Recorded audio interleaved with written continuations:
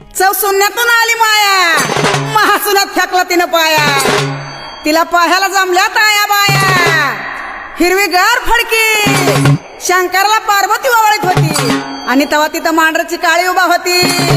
उजव्या हाती लिहिल तिकडं, डाव्या हाती होता मड म्हणे त्या मसांच्या गुजरणी.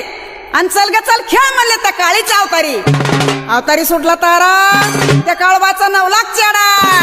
जाऊ दे ग म्हणली आई ज्याची त्याची पिढ्यान त्या करवंदीच्या जाळीतच धडधडा.